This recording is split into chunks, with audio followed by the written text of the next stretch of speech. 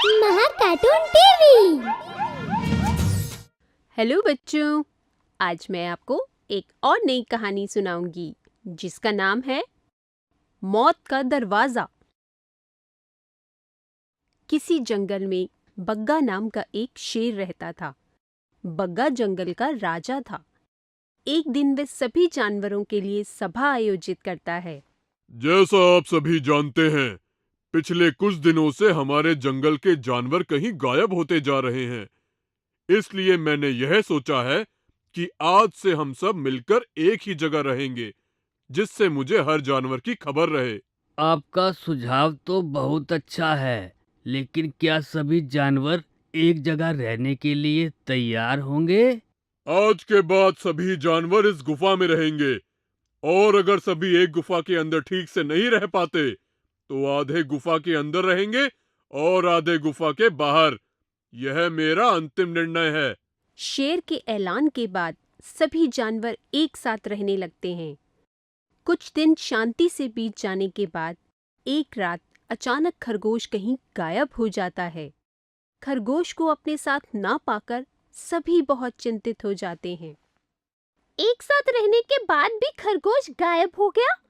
मुझे तो लगता है जंगल में कोई भूत आ गया है जो जानवरों को गायब कर रहा है।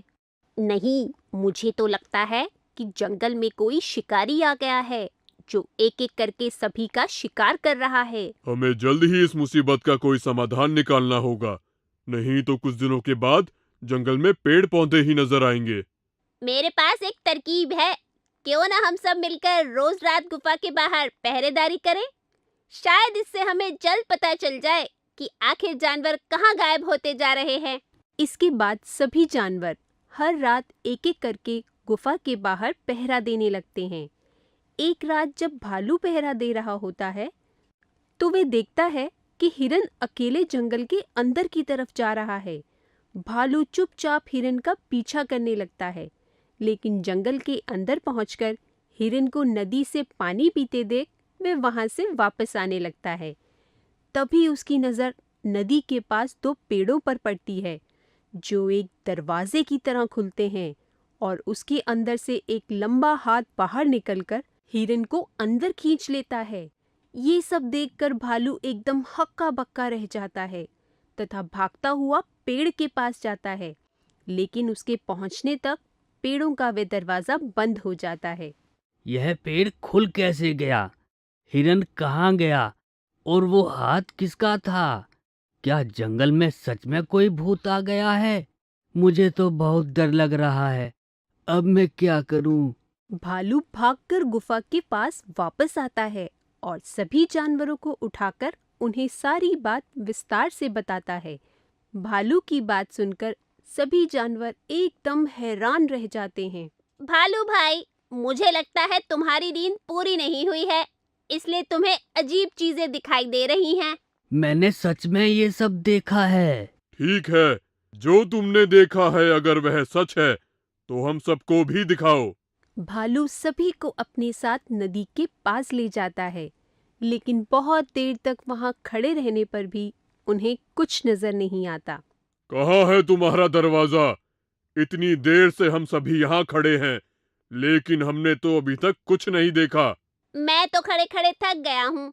तुम उस पेड़ के खुलने का इंतजार करो, तब तक मैं थोड़ा पानी पी लेता हूँ। बंदर नदी से पानी पीने लगता है। तभी पेड़ के पीछे से रोशनी आती है और दोनों पेड़ दरवाजे की तरह खुल जाते हैं। ये सब देखकर जानवर एकदम हैरान रह जाते हैं।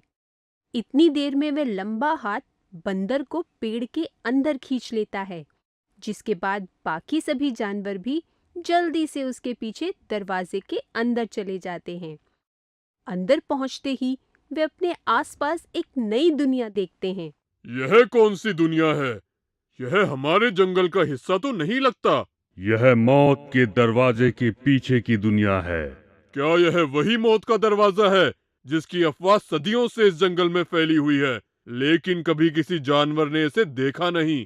हाँ, यही वो मौत का दरवाजा है जो बस रात को ही खुलता है।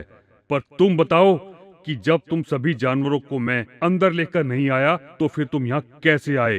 इस दरवाजे को मौत का दरवाजा ही क्यों बोलते हैं? उन सब चीजों से तुम्हारा मतलब नहीं है।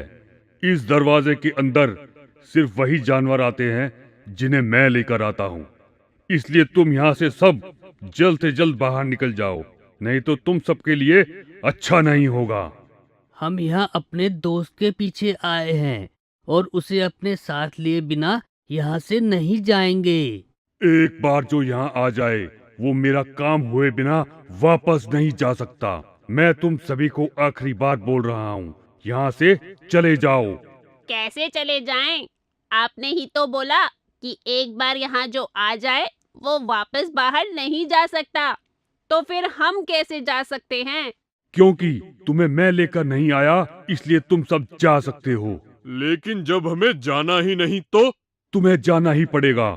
ठीक है, चले जाएंगे, लेकिन एक शर्त पर। पहले तुम ये बताओ, इसे मौत का दरवाजा क्यों बोलते हैं और तुम जानवरों को यहाँ कैद करके उनके साथ क्या करते हो? बहुत समय पहले यह एक जादुई दुनिया हुआ करती थी जिसके बारे में किसी को पता नहीं था। लेकिन एक दिन एक बुरा राक्षस और एक बुरी परी यहाँ आ गए, जिसके बाद उन दोनों ने यहाँ अपने आराम और काम के लिए जानवरों को कैद करना और उन्हें मारना शुरू कर दिया। उसी समय से यह दरवाजा मौत का दरवाजा बन गया। वे राक्षस और परी अब कहाँ हैं? जब उन दोनों का जुल्म हद से ज्यादा बढ़ गया तो मैं और रानी परी यहाँ आए।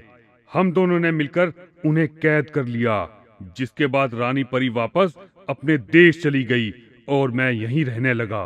अगर वह राक्षस जानवरों को कैद करता था तो तुम भी वही कर रहे हो। इससे तुम दोनों में फर्क ही क्या रह गया? तुम देखना चाहते हो कि मैं जानवरों को कैद क्यों करता हूँ, तो मेरे पीछे पीछे आओ। जानवर राक्षस के पीछे चलने लगते हैं। कुछ दूर चलने के बाद वे देखते हैं कि जितने भी जानवर उनके जंगल से गायब हुए होते हैं, वे सभी वहां बैठे हुए दूसरे जानवरों की मदद और सेवा कर रहे होते हैं। यह सब यहाँ क्या हो रहा है? जंगल में जिस भी जानवर को चोट लगती है या कोई बीमारी होती है तो मैं उसे यहाँ ले आता हूँ, जिससे उसका इलाज अच्छी तरह से हो पाए। साथ ही उसकी संगति के लिए रात में नदी पर पानी पीने आए जानवर को भी उठाकर यहीं ले आता हूँ, जिससे बीमार जानवर को यहाँ अकेला ना लगे। राक्षस की बात सुनकर सभी जानवर अपने बर्ताव के लिए उससे माफी मांगते हैं और जानवरों को लेकर जंगल में वापस आ जाते हैं।